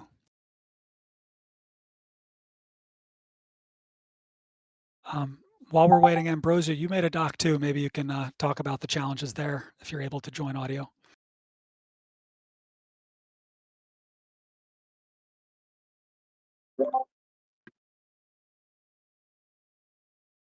Yeah, okay. So I can show you my docs. This is my Trident. Can you see that there? As seen on TV, yes. Yeah, and here's a little V0 that I've been working on here, which also has the frames dock. And I didn't know Fusion before I started using this, so Droncho showed me the ropes and he gave me a CAD file for his existing dock, and then I worked that up into something that was going to work on my Tridents. There were some challenges there with all the other parts of the Trident, right, that you've got to work around. So we wanted to somehow get these things spaced around the idlers. We wanted to avoid the lead screws that we got at the front of the Trident, and the whole thing went through, like, I don't know how many variants before we finally got to what I'm using and what I now really like, where we have this stalagmite setup, where the dock grows up from the verticals there. But I realized once we'd done this from the Trident, it actually works great on your classic V0, right, where you want the lid to come up so you don't have some vertical there on the top. So that's why I built this kind of second MadMax printer, which is not actually done yet, but you kind of get the idea. It's like a long V0, but we tried to kind of use the parts of a V0 with as few changes as possible. So that's my attempt at like a totally stock MadMax printer. And yeah, the docks are the magnetic, so we've got little push-in magnets that go behind them, just like the original docks, the first docks that they ever used from Droncho. It's exactly the same technique, but again, we've iterated on those to slightly improve the fit, so like changing the position of the keyways and making it so that it's moving from a sort of a big circle, small circle configuration to more of a keyhole kind of configuration. That's worked really nicely to get better engagement of the tool heads. So like I was able to drive to Smurf with the tool heads just sitting in the docks in the back of the car, and they didn't fall out. So I thought that was pretty good battle testing. And I had it tool changing the whole time in Smurf with those docks without a single failure of docking. So I think that's really mature now. The CAD for that is all still parametric with a timeline and all that stuff. So you can go and download the CAD if you don't like the STLs that I've made for you for your V0 and Trident, and modify that to your heart's content. There's a two-piece option, so you can have different spacer distance from your verticals, and it's real easy to swap between 1515 and a 2020 extrusion with that, and probably bigger ones as well. I just haven't done that. Yeah, Yell just posted a picture showing that's exactly it. The geometry for the keyholes. That's what we kind of went back and forth on. That's one of two design choices I can think of where the original seemed wrong, and then we went to different, and then we went back to the original, having learned more, or a variant. So originally I wanted a long slot depth to get a really solid hold so that the screws would sit on the plastic rather than kind of just being held by the magnets. And then what happened afterwards I was like, well, I want to squeeze every millimeter of Y because I'm like right at the edge of being able to print all of MadMax's unique parts, including the toolhead, on MadMax itself. I needed an extra 2 millimeters to get to 55 so I could do a 54 millimeter wide toolhead. And then the problem with moving to a very short depth of slot is that it didn't hold the toolhead in as well, especially if people had subpar magnets or they had print variations. So then we went back to a longer slot. You lose 2 millimeters of Y, but it makes a big difference in terms of the retention. Another example of a design choice that kind of went back and forth as we got more experience. The original, and this is shown in story.md on the repo. Originally, I did a little tester, which was a side mount. And I thought, oh, it's kind of floppy and wobbly. I don't know if I want to stick with it. If I do a front mount that has 2 extrusions, then I can have a whole bunch of these and I can slide them to adjust the position. I can slide it up and down. Isn't that going to be so easy? It's going to be great. And then I made that on my test gantry and I was like, this is terrible. It's blocking my view. I can't access anything, and especially on a narrow X kind of setup. So then it went back to, I mean, this is like December 2020, 23 actually. So this is a while ago.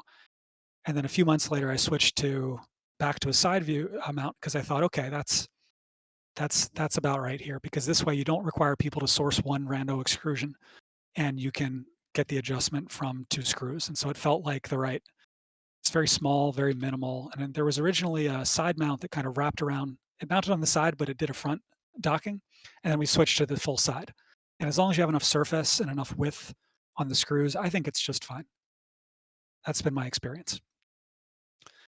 Yeah, in fact, originally the front mount had I didn't like that when it would detach and you had to have a little gap, it made a loud sound. So I made a magnetic pusher plate that as the head would come to the front, it would kind of squeeze the plate, slide over, and then as it would leave, it would push the pusher plate out, but it had a smooth motion. But I realized, that's more complexity than needed. What is the simplest possible thing? It's a plate, screws, and magnets. That's it. And so that's what we ended up arriving at.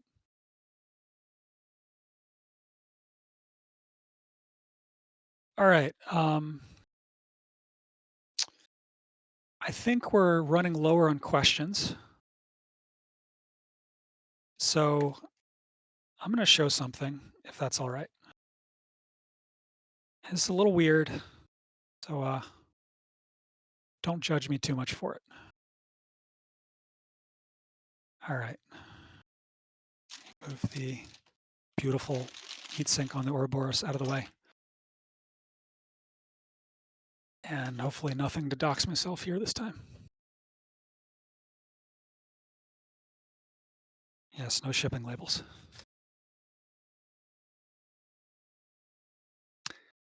Okay, in this box of mysteries, I'm going to show a few things.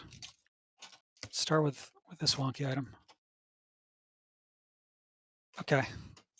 Does anyone have an idea what the hell they're looking at? Bring it closer.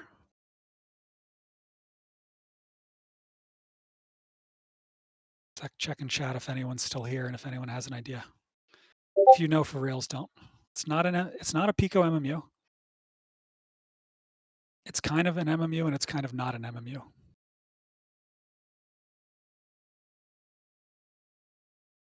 Oh, these move.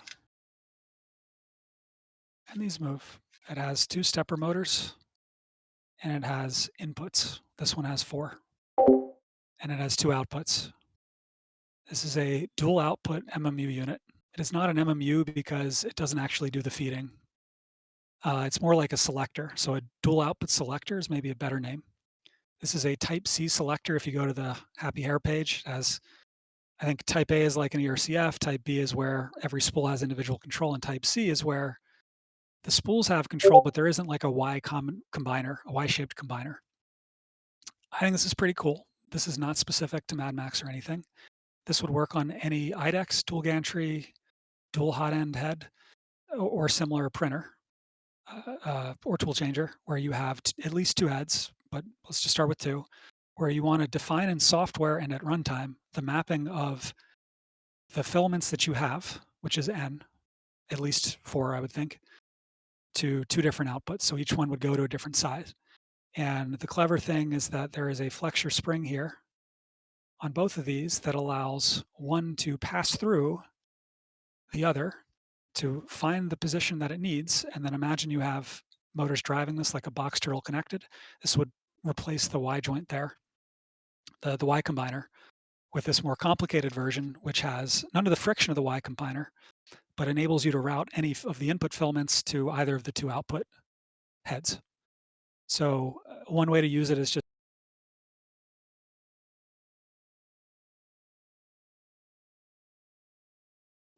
I think this is very interesting with something like MadMax in particular, because the price of MadMax is very low. It's about $100.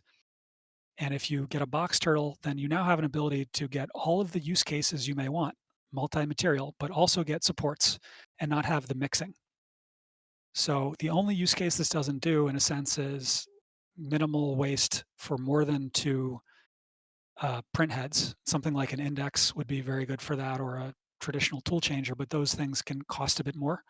And this has the benefit of making full use of an MMU. My concern is that an MMU plus a Toolchanger doesn't quite fit unless you have something like this that gets the full value out of it. So this, to my knowledge, is kind of it's a new invention. I have not shared the files for this. I don't know that I have any short-term plans for that. It's not that far from being releasable, but I just need someone who's like going to commit to building this and trying it out. And the challenge is more on the software and integration side, I think, because you'd have to modify Happy Hair or AFC pretty significantly. So that's the state. It does not have the software. It's literally the thing I'm holding, but it's been through a few iterations to get to this point. And I think you could reduce the gap to very small, to where something of this size gets you maybe 8 inputs and the 2 outputs. So yeah, I think kind of like what the H2D did. Yeah, adding to the comment from Gerbs, on your dual gantry printer, right? It would be a great fit because you can route any of your input filaments to either of your 2 heads. You can even imagine what I'd call virtual N-head Toolchanger mode, where if you have 2 heads, it's as if you have more heads, where while one head is printing, doing its thing, the other head is loading. It's retracting with the MMU. And then the moment that the one head is done, the other one's ready and it just starts. So it's a way to get use of more heads it's a way to use both heads to completely eliminate the switchover delay of an MMU if you have enough time to, if you can do the switch in less time than your layer time. So, there's a little caveat. You're not always going to double your print speed or anything, but you can potentially speed it up pretty significantly by eliminating all that wasted time. It also means that I saw on the H2D video, there were some mods to the slicer they were using to be smart about which filament goes on which side. And then there's an instruction to the user that says, move this filament to the left and move this filament, these 3 to the right. And this would be a way to, avoid the need to actually go to the printer and just make that a fully automatic process. It doesn't require anyone's involvement, which might be pretty good for a print farm that wants to maximize their cycle time, but also have access to many filaments and do supports with multicolor. We're not done. There are a lot of ways to do this, to do a dual output selector or dual output MMU. So this is one more thing. So this looks a little bit more like the Prusa MMU in that there's a camshaft, but it's for a very different purpose. And this also, to my knowledge, is new. So you see the camshaft in there has 2 positions. This is a demonstrator, half scale. I have an input and I have 2 outputs. And it's very similar to what you just saw, except instead of scaling linearly, kind of like an ERCF does, this scales, how do I phrase it? It rotates to scale. So it scales as you add additional inputs to outputs. You can have any number of inputs, just keep making it taller. And each of those has, the left or the right head equivalent. You have to then follow these with a Y combiner. So you have some careful design you need to do. You need to get the Y combiner so it doesn't add too much friction in the merge. That's a skill. Atomic Vector Plotter, if you're out there, thanks for meeting with me to learn a lot about an MMU very quickly.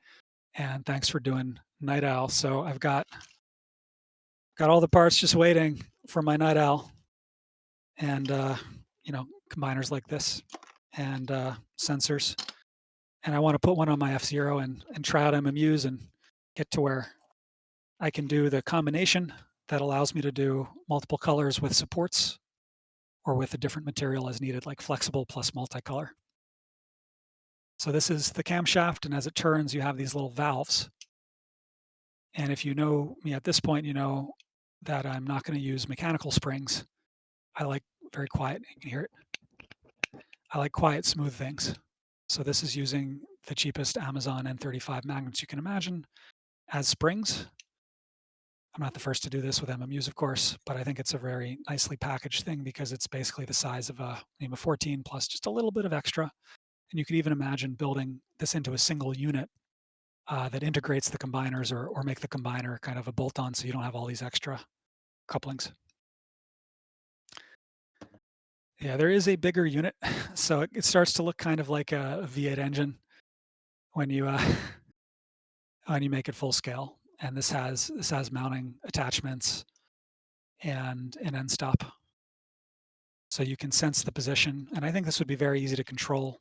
You would home till you find the end stop, and then quarter turns for everything. And the only downside for scaling is it becomes harder to fit a camshaft that is smooth and distributes the kind of force over a smooth camshaft lobe when you have a fixed number of positions that you can fit in a circle. So then each cam gets kind of notchier. And as long as you're okay with that notchiness, you can keep scaling it to 6 or 8. Yep. Yes, Burgo, it moved to double shear because that's how all things should be. So yeah, you're some of the first to see this dual output MMU craziness. Obviously, MadMax is a priority. I want to see a lot of those, but this is kind of the fun side project because it's so wacky.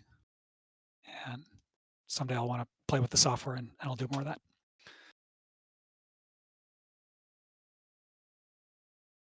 Yeah, so Alta says, biggest takeaway here is a combination of a filament changer and tool changer is a step forward. That's kind of what the H2D thesis is for that printer. The idea is that similar, that having 2 hot ends with a tool changer is a more useful system, and I'd agree there.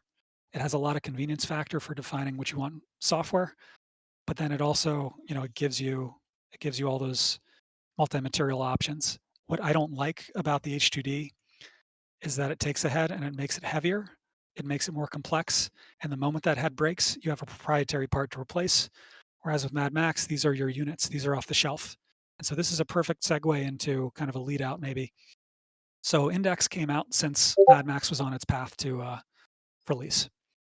And Index INDX from Bondtech, it's beautiful. It's elegant. I love it. It's an inductive hot end with a very small thermal mass, and it's a hot end changer. It's not a full fans, hot end, extruder combo. So this is a complete tool head for a tool changer, where when we say tool, we tend to refer to a full tool head.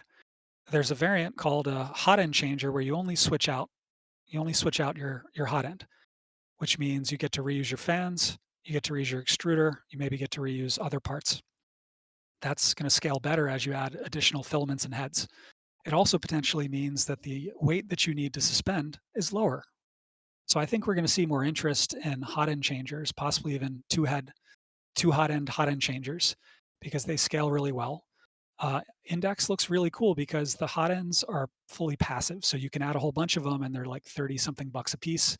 Once you've paid for your 300, 250, whatever the price is now, your kind of head unit that has all the proprietary complex stuff, including an inductive driver. It's beautiful setup, right? Because it scales so nicely, heats up very quickly, but MadMax will have an advantage. You can choose the hot end. If you care about high flow, that matters to you. If you care about cooling because you care about high flow, that matters to you.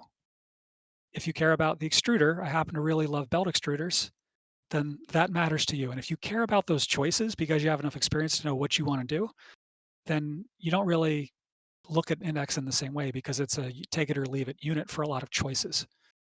So even if, I think it's a really compelling tool changer for large numbers of filaments, I think this is really compelling versus the CoreXY printer you probably have right now. And so I want to see what people make with it. I think the low cost of entry and the level of documentation is going to be the difference here to making multi-material more of a thing.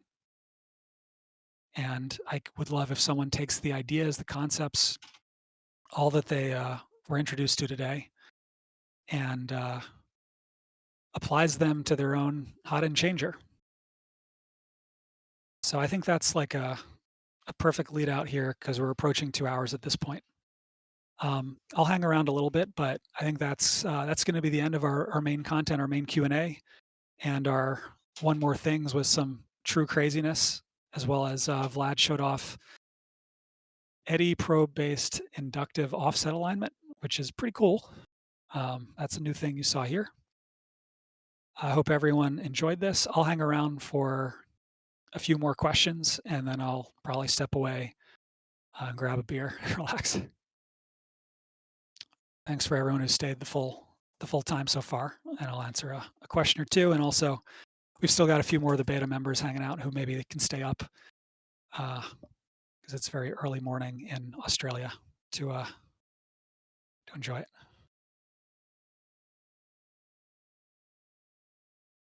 This may have been recorded. I'll find out after if someone succeeded with that. I ran out of time to prepare that, but